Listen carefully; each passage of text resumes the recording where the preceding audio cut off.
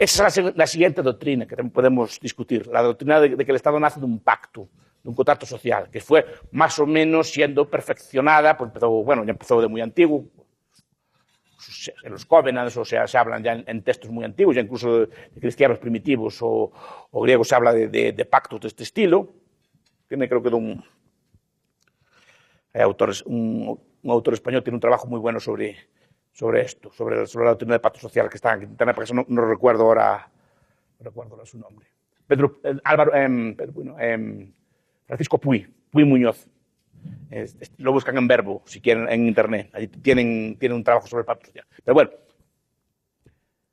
esa es la segunda doctrina que podemos discutir, si es cierta o no. Fue haciéndose más sofisticada con el tiempo. Ahora tenemos así a los modernos contractualistas. Tenemos a Rawls, la teoría de la justicia, que también es una cosa, a Nozick, por ejemplo, que es contractualista también, que es necesario, si no un contrato, si no hay violencia y cosas por el estilo.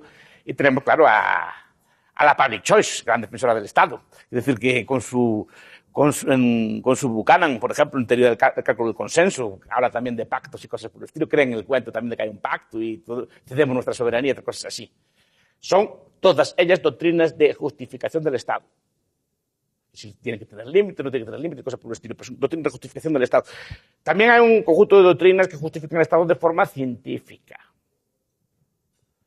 Son todos nuestros amigos de Paul Samuelson, Musgrave, Bator, todas las teorías de la justificación científica del Estado se basan en la idea de que la necesidad científica, no pactual, de que haya un Estado. Entonces tenemos todas las teorías de los fallos del mercado, tenemos todas las teorías de los bienes públicos, tenemos todas las teorías de las externalidades, que son teorías muy elaboradas con un objetivo político claro, intentar justificar de forma elaborada, económica o científica que el Estado tiene que existir. Ninguna de ellas se fundamenta, ninguna de ellas vale gran cosa, pero se enseñan en todos los manuales de economía modernos, casi todos los países, como la justificación de que tiene que haber intervención pública.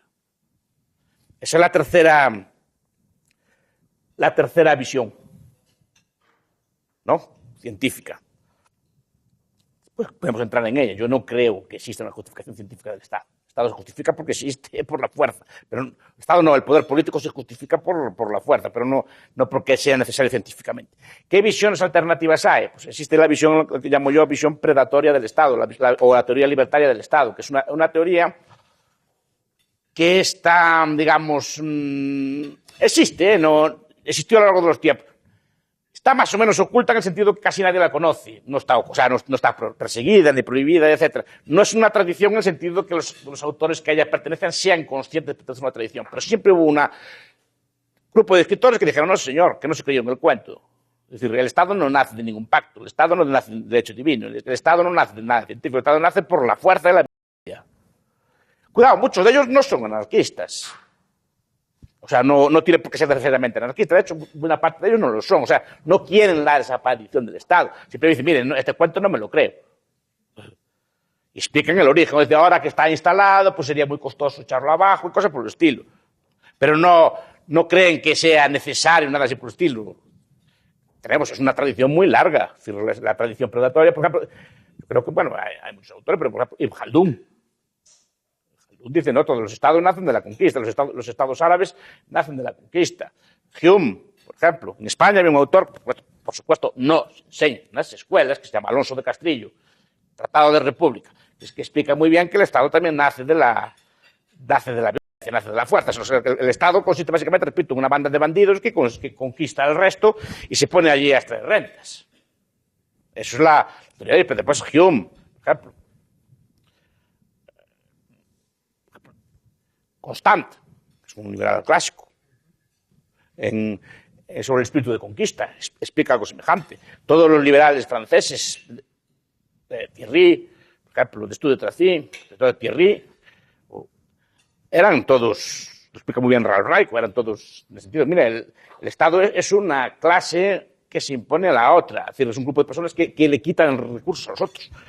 Tenemos a un grandísimo conservador, grandísimo malo, fue vicepresidente de los Estados Unidos, John Calhoun, el Marx de la clase de los amos, que así le llamaban, porque era un defensor enorme de la esclavitud. O sea, era un señor malo y así, pero un señor muy listo. Tiene un librito que está traducido al castellano como Disquisición sobre el gobierno. Dice, mira, el Estado consiste, y lo dice él que era vicepresidente, él que fue toda la vida senador, el que fue toda la vida una persona muy metida en el establishment político, lo decía con conocimiento de causa. El Estado es una clase que le quita dinero a la otra. Y siempre, en toda sociedad, decía él, tiene que haber dos clases. Una que vive a costa del Estado y otra que trabaja para mantener al resto.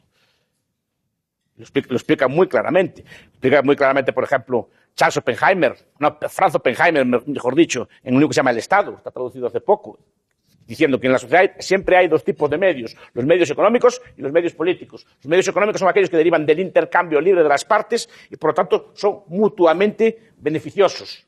Todo el comercio, todo el intercambio, toda la economía del amor, que le llama Kenneth Wilding, o sea, la economía de los padres a los hijos, son pactos voluntarios. Y hay medios políticos. Medios políticos son aquellos en los que una parte se impone sobre la otra parte por la fuerza. Lo distingue así, y lo decía Franz Oppenheimer, por ejemplo, que era un socialista. Y defendía el socialismo, pero decía que el Estado era eso. Lo dice, por ejemplo, ¿cómo se llama? Ya voy viejo. Este autor se llama Freedom and Domination, Rousseau, Alexander Rousseau. Explica, vamos a ver. Toda sociedad se basa en la superestratificación. Superestratificación es un concepto que dice que los estados o el poder político nace de la superestratificación. Esto es, un grupo de personas que se imponen sobre otras. Y va contando la historia. Dice, ¿qué eran los árabes cuando llegan a España en 1711? Pues una banda de bandidos. Conquistan el territorio, al jefe del bandido le llaman rey, a los amigos del bandido, como su cosa, le llaman duques, califas o lo que sea. Bien. ¿Qué eran los godos? ¿Qué eran los vándalos? ¿Qué eran los ostrogodos? ¿Qué eran los suevos? ¿Qué eran los francos? ¿Por qué Francia se llama Francia y no Galia, que es como tiene que llamarse? ¿Por qué? ¿Qué eran los francos?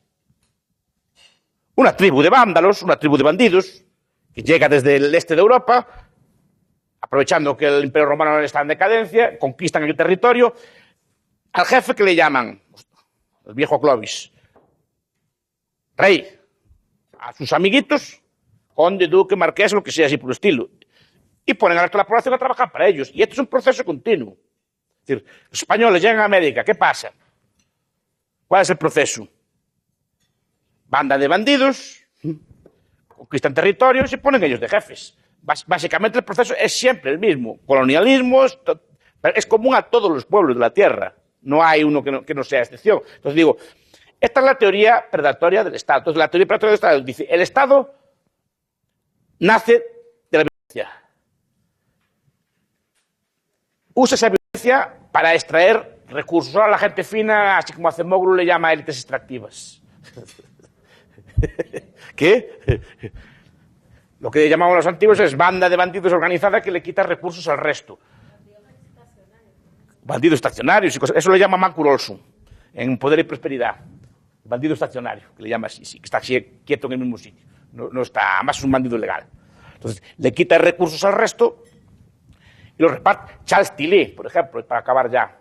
Claro, Charles Tilly, John Hall, Michael Mann, pero Tilly, por ejemplo, en Guerra y Construcción de Estados como Crimen Organizado, que es un texto precioso. Lo buscan en Google y allí les explica cómo el Estado moderno nace de aquel jefe o señor que es capaz de usar más armas, tiene más hombres y tal, para extraer más recursos y extraer más rentas del resto. Esta es la teoría libertaria del Estado, que tiene una serie de hombres, por ejemplo, bueno, Rothbard la aplica, David Osterfeld la aplica, es la teoría, digamos, libertaria, y difiere, que ya veremos en las próximas sesiones, de la teoría liberal. La teoría liberal, en cambio, da una visión Hayek, Mises y así, siendo el Estado como algo bonito, bueno, así, siempre y cuando esté circunscrito a una serie de cosas, no sé si me explico. Y esa es la diferencia entre liberal y libertario. El liberal ve el Estado como algo existente y algo bueno, y le da un origen inmaculado, normalmente contractualista. El libertario, aunque no sea anarquista, o sea, no tiene por qué ser anarquista, no tiene por qué querer meterse en los costes que puedes suponer abolir el Estado, pero reconoce de dónde viene y no se cree el cuento. Cuidado, y aquí entra ya la conclusión de lo que quiero decir. La idea de que el Estado es bueno o malo es muy importante, aunque no sea bueno, porque si vemos el Estado como algo bueno vamos a querer más, si vemos el Estado como algo malo vamos a querer menos, y eso es muy distinto. creer en una cosa no, y creer que existe realmente, a creer que es un grupo de personas, también cambia mucho. De hecho, el gran invento moderno es la extensión del Estado como algo abstracto y la extensión de que supuestamente el Estado somos todos. Eso disminuye mucho la conflictividad interna. Si se fijan en la historia de la humanidad, era una historia de revueltas fiscales. Las comunidades de Castilla. Es una guerra fiscal.